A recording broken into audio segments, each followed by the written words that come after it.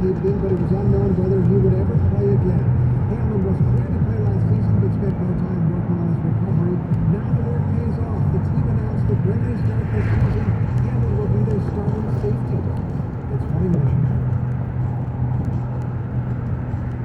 Support for NPR comes from the station. And from there, the previous operations, news, loans, outdoors, and to dry grounds for visitors. Learn more from their inventory card. It's built to be organized more at mill.com. And from your part-time computer, you got nonprofits with their accounting, to financial reporting and analysis, to CFO services. yptc.com/NPR. This is NPR. It's Morning Edition from NPR News. I'm Steve Hitchcock. I'm Mark Keating. This year's wildfire season is defined by massive range fires. Close to 6.5 million acres that's burned this year is in cattle country. From Texas to Oregon, the cost for ranchers is huge. Here's NPR's Kirk Siegel. Before these ranges of sun-baked eastern Oregon were engulfed in flames in July, cattle ranchers like Bert Sidlow didn't belong pretty good fetching high calf prices. Well, overnight, everything's changed. Of the million acres that burned, almost all of it will have cows grazing at some point in time in the year. Put together, range fires across the country so far this year have burned an area roughly the size of Connecticut. Sidlow figures most all of his ranges, some 100,000 acres, a lot of it federal land he leases. Now that the flames have died down, they're looking to listen cows. My family's lost a few. We don't know exactly how many yet. We'll he had done gathering in the fall. But the biggest deal is probably not the lost cows, it's the barns, the corrals, and the fences that cost up to $15,000 a mile to replace. Here, Mother Nature also provides free food. Rains make this high desert bloom with lush grasses that are no more. So hay prices will go through the roof. About 5 to 8 rent pasture somewhere. This is 12,000 cows looking for a new home. These are all big, devastating losses locally, but zoom out, most of us probably won't even notice at the grocery store. The fires in terms of the overall cattle market. Lowest herd numbers since 1961.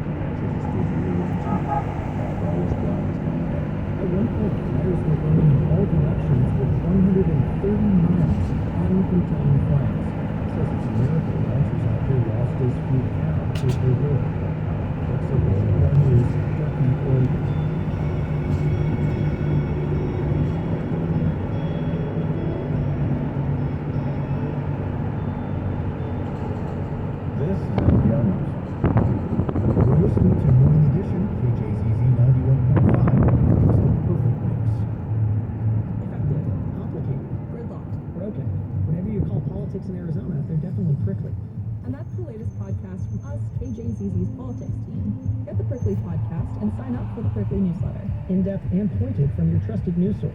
Get KJZZ's Prickly from Apple Podcasts or Spotify.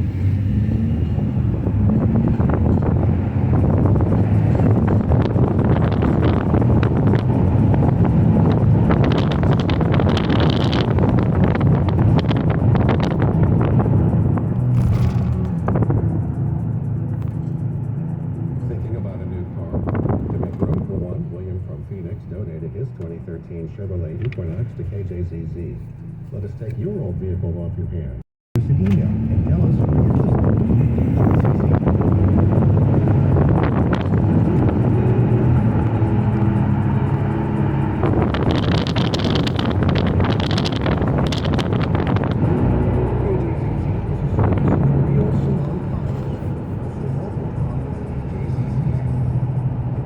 KJZZ is offering original podcasts like Senna. Arizonans want things to be more affordable, response on the border, and they want to.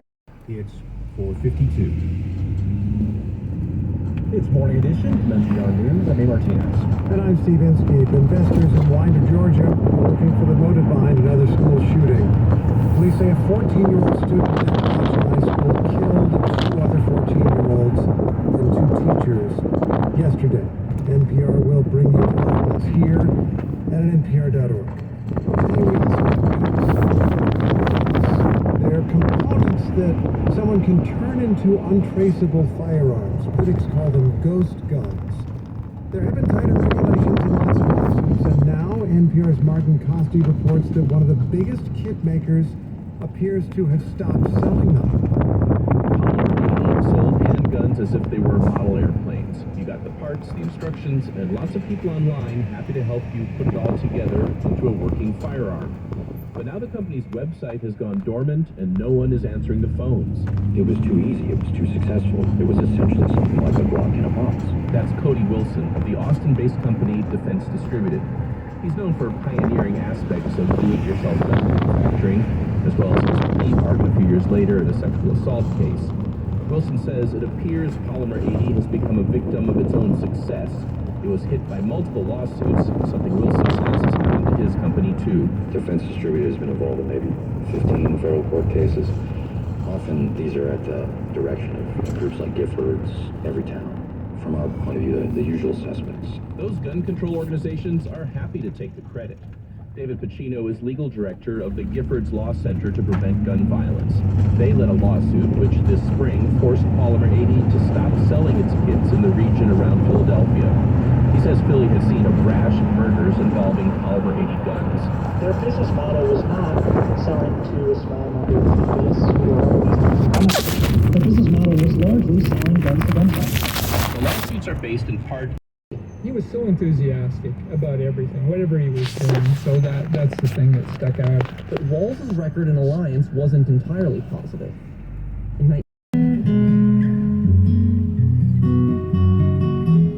This is Morning Edition from NPR News. I'm A. Martinez. And I'm Steve Inskeep.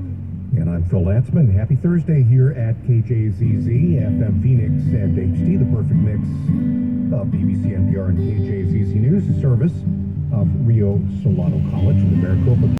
Berger and Albertsons. This morning at 9 on the show why supporters of the deal benefit consumers. And how the state is turning highways into pollinating grounds for butterflies. That and more on the show this morning at KJZZ and KJZZ.org. Just breaking another previous heat record today in Phoenix, our 56th day. Should be the hottest day of the week at 114. This excessive heat warning will continue through tomorrow. We end at 111 for yesterday's high. We should be at 103 this time of the year. Right now it's 90. Good morning. The location of presidential campaign events reveals a lot about the candidates' strategies for winning. What their schedules in 7 states say about 2024 in this hour of Morning Edition from NPR News. And KJZZ News, get ready. Officials say general election ballots in Maricopa County will be 2 pages long for the first time since 2006. Colleges all around this country are starting a new school year, and for some that includes new protests. Steve Inskeep. I'm A. Martinez. We'll hear why the president of one university is encouraging activism, just not against the school. Also, the NFL season starts tonight. Find out why some players' helmets will have padding inside and out, and how Ukrainians have turned air raid sirens into musical symbols of defiance. It's Thursday, September 5th. He's been Beetlejuice, Batman, and Mr. Mom. Actor Michael Keaton is 73 years old today.